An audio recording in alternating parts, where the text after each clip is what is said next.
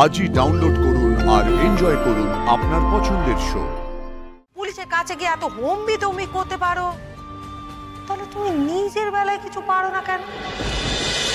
জানো তো, আজকের এই ঘটনার পর ওই মহাজন বুঝতে পেরেছে ওর প্রতি এই ভক্তি ভয় এগুলো একটু হলেও কমেছে লোকের।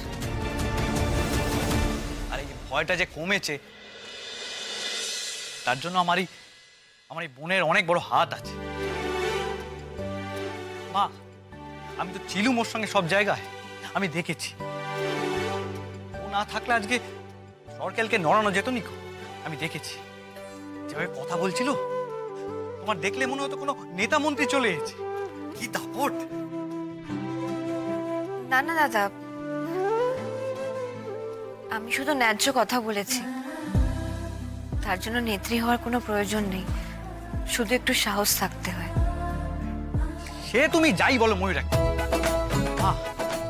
আমি বলছি আমার এই বোনটার জন্য আজকে সব ভালো ভালো হয়ে গেছে, নইলে আর অনেক ভয়ানক কিছু হতে পারত। আর ওকে মাথায় তুলতে হবে নিকো। এই যে রঘু সামন্ত, তাকে এই মেয়ে চটিয়েছে, তাকে ন চটালে এমন কাণ্ডটাই তো ঘটতো না। আর তার জন্য আমার দীপাটাকে এত বড় কেসেরও দিতে হলো। মা, তুমি এসব কি বলছো?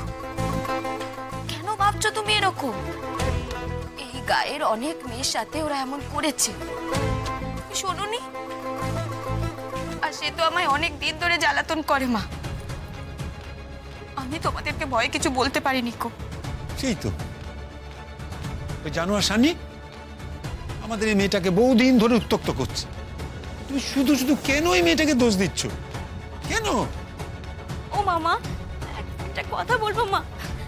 এই কথাটা এখন বলছি ঠিকই, কিন্তু এই কথাটা আমার মাথায় আসেনি এটা নয়। মা, আপনি তো নিদেন দিয়েছিলেন যে ময়ূর যাতে এই বাড়িতে না থাকে। মা, আমি বলবো কি, আপনি আপনার নিদেন ফিরিয়ে নিন মা। মা, ময়ূরকে না আপনি থাকতে দিন মা। ময়ূরকে এভাবে তাড়িয়ে দেবেন নি মা।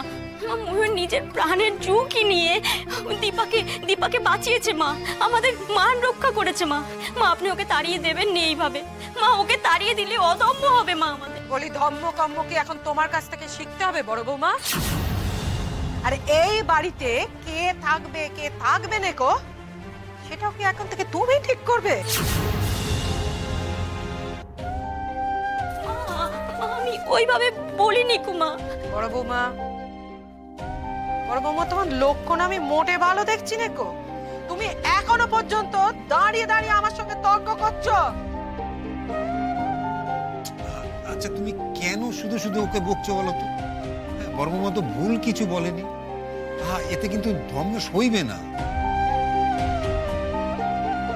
দেখো, যে আমাদের এত উপকার করলো, নিজেকে উপেক্ষা করে আমাদের জন্য, আমার ওই মেয়ের জন্য ঝাঁপিয়ে পড়লো, তাকে আমরা এই বাড়িতে একটু জায়গা দিতে পারবো না? বেশো, আমি হাত জোর করে বলছি বৌদি, তোমরা আমার হয়ে এরকম করে কথা বলো না। তোমরা বলো না, তাহলে মাসি ভাববে যে আমি এই কাজগুলো করেছি বাড়িতে থেকে যাওয়ার জন্য, ইচ্ছে করে করেছি। মাসি, তুমি এ বাড়ি কর্ত্রী, তুমি ঠিক করবে এই বাড়িতে কার ঠাঁই হবে কার ঠাঁই হবে না, সেটা সম্পূর্ণ তোমার সিদ্ধান্ত। মাসির যখন আপত্তি আছে তখন আমার এই বাড়িতে থাকা চলে না। আমি এই বাড়িতে থাকবো না। যেরকম কথা হয়েছিল 3 দিন পর আমি চলে যাব, সেরকম আমি চলে যাব। মাসি, তুমি দয়া করে ভেবো না যে আমি কিছু একটা বলে বা ইচ্ছা করে বাড়িতে থেকে যাব। আমি চলে যাব। আর হ্যাঁ, আমাদের দীপা, ওর জায়গায় যদি অন্য কোনো মেয়ে থাকতো, আমি যদি দেখতাম অন্য একটা মেয়েকে এভাবে তুলে নিয়ে যাওয়া হচ্ছে, তাহলেও আমি সেই জায়গায় দাঁড়িয়ে ঠিক ওই কাজগুলোই করতাম যেটা আজকে আমি দীপার জন্য করেছি। আমি কিছু করিনি গো। কথা তোমাকে শুধুই বাবু, তুমি তো দেখছি সব কিছু পারো। কথায় কথায় অন্যায়ের প্রতিবাদ করতে পারো, তারপর এই যে পুলিশের কাছে গিয়ে এত হম্বিতম্বি করতে পারো, তাহলে তুমি নিজের বেলায় কিছু পারো না কেন? লুকিয়ে পালিয়ে বেড়াচ্ছ কেন?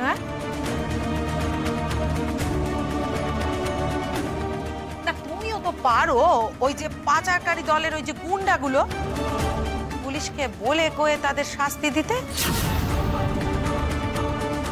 তা না করে এরকম অন্যের বাড়িতে আশ্রিত হয়ে পড়ে আছো কেন শুনি?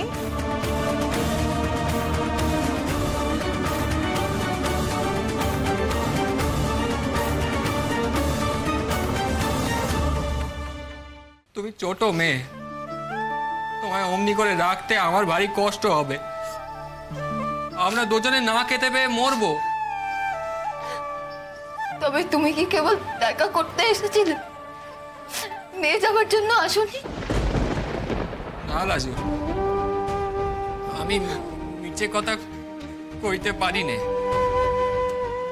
আসলে আমি তোমার জন্য হাফসাচ্ছিলাম কি না, তাই আমার একজন ডেকে বলল এখানে এসে একটিবার তোমার দেখে যেতে।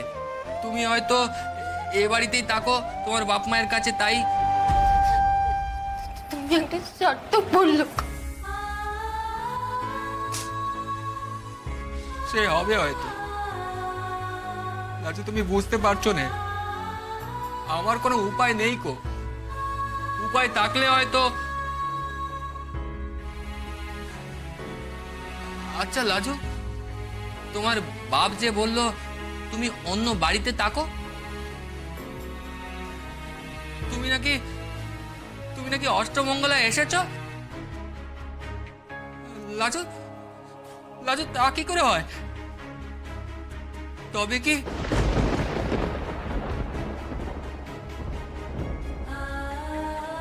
ভালো কপাল করে সংসারে এসেছিল লাজু। তার বাবা মা তার বিয়ে ঠিক করেছিল, কিন্তু শ্বশুর বাড়িতে যাওয়া হয়নি ডাকাতের কল্যাণে।